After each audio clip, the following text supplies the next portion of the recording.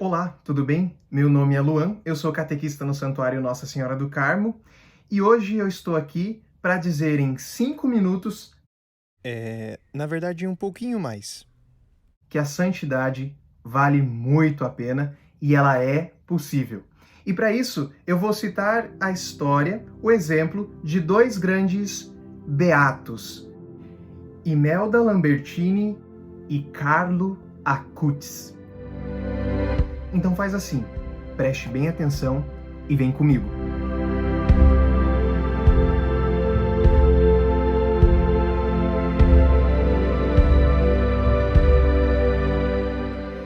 Bem, a primeira coisa que eu quero dizer para você é que a santidade é possível. A santidade é uma realidade para nossa vida. Eu posso ser santo, você pode ser santo, qualquer pessoa que tenha muito amor a Deus e que acredite realmente nele e que queira empregar a sua vida, como dizia Dom Henrique Soares, empregar a vida numa causa que vale a pena, aquele que emprega a vida numa causa que vale a pena, e essa causa é Cristo Jesus, eu tenho certeza, não vai ser difícil atingir a santidade. A gente vê às vezes essas atitudes heróicas e fala assim, será que um dia eu vou conseguir chegar à grandiosidade de santidade desses caras? Bem, eu digo para você que às vezes a santidade, ela não depende de um ato heróico tão grande e único. Às vezes você consegue a santidade no seu dia a dia, nas pequenas coisas, fazendo com amor cada uma dessas coisas.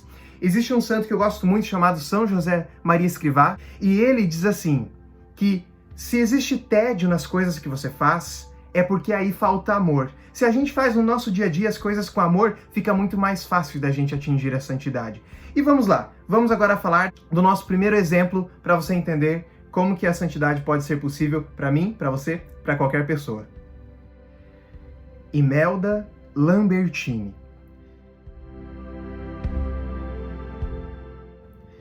Bem, a história da Imelda começa quando ela ainda era bem pequena. Os pais, muito católicos, católicos fervorosos, que tinham grande amor pelas coisas de Deus, conseguiram transmitir para a filha esse mesmo amor. Aproximadamente com 9, 8 anos, a Imelda já se escondia nos cantos da casa e ficava em profunda oração. Eis que, com 9 anos, ela apresenta para os pais o desejo de se tornar freira dominicana, já que as freiras dominicanas tinham um convento ali na região da Bolonha, na Itália. Os pais, é claro, foram até a Madre Superiora, apresentaram a necessidade da filha, o desejo da filha, e a Madre Superiora disse, olha, eu lamento, pais, mas ela é muito nova, a gente não pode admitir que ela, uma criança, esteja no convento, ela é muito nova, ela não tem ainda certeza, né? Não dá para admitir ela.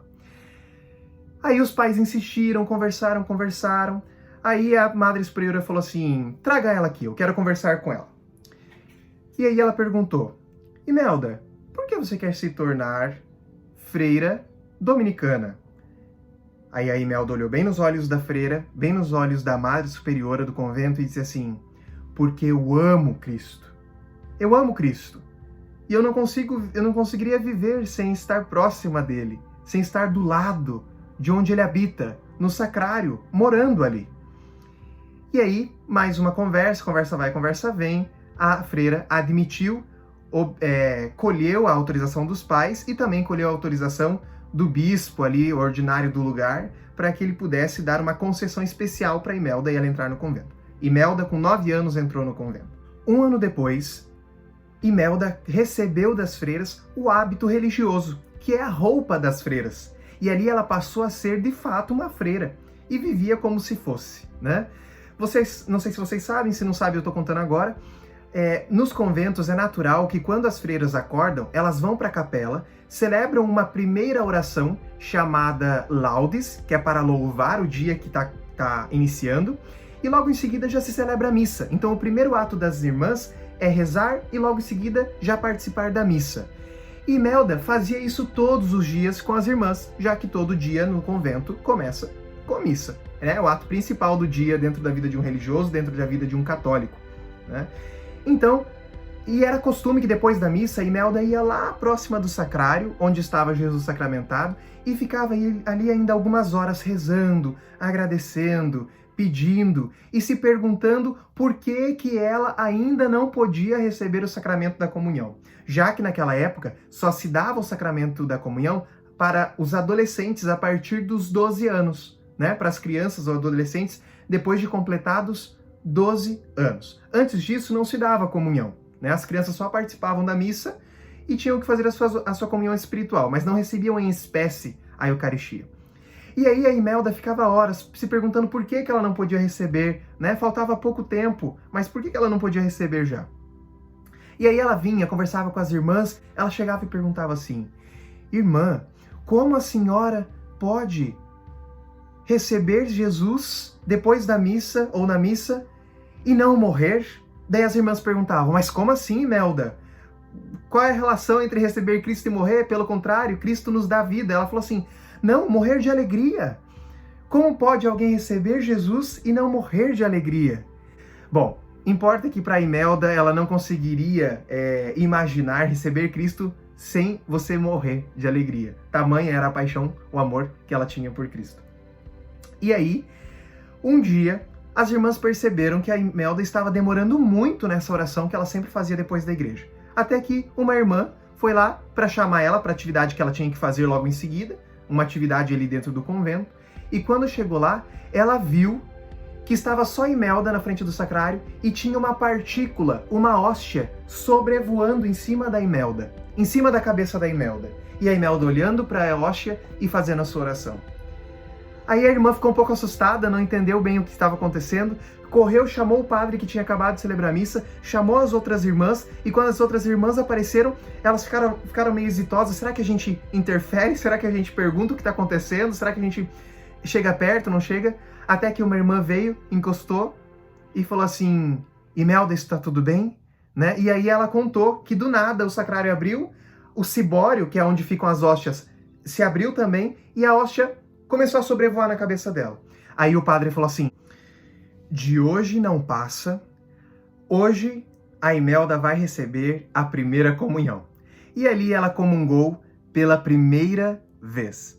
Isto aconteceu quando ela já tinha 11 anos. Portanto, já tinha passado aí um tempo depois que ela entrou no convento, depois que ela recebeu o hábito. E quando ela estava com 11 anos, isso foi na véspera da solenidade da Ascensão de Jesus. No dia 12 de maio de 1333, no convento das Irmãs Dominicanas, lá da região da Bolonha, na véspera do domingo da Ascensão do Senhor, a Imelda recebeu Jesus sacramentado. E quando ela recebeu a comunhão, com 11 anos de idade, ela paralisou, o seu rosto se transfigurou de alegria, irradiou uma luz enorme. E aí veio a Madre Superiora, encostou mais uma vez nela, e quando ela viu, Imelda caiu no chão, já morta. E aí a irmã teve a certeza, olhando para toda a história da Imelda, olhando para as perguntas que ela sempre fazia, naquele sentido: como é que alguém pode receber Jesus sacramentado e não morrer de alegria? Né? Então essa irmã, olhando toda a trajetória da Imelda, perpassando por tudo que aconteceu com ela já no convento, pelas horas que ela passava em oração, falou assim: a irmã Imelda morreu de felicidade por ter recebido o sacramento da comunhão. Daí então a história se espalhou, foi algo que na região da Bolonha os padres já começaram a ter grande devoção pela Imelda, e aí ela foi beatificada no ano de 1826 pelo Papa Leão XII. Vou botar uma foto aí dele para vocês verem como ele era bonito. E aí, depois, em 1908, o Papa Pio X proclamou ela padroeira das crianças que fazem a primeira comunhão. Então, olha que incrível, vocês têm ainda uma padroeira, alguém que intercede por vocês, sobretudo para a primeira comunhão, para que vocês possam receber com vigor, com vontade, esse sacramento do amor de Deus. Olha que coisa incrível. Essa é a história da Imelda Lambertini. Agora, para nós concluirmos nosso vídeo, eu vou falar sobre, um pouquinho na verdade, sobre a história de Carlo Acutis.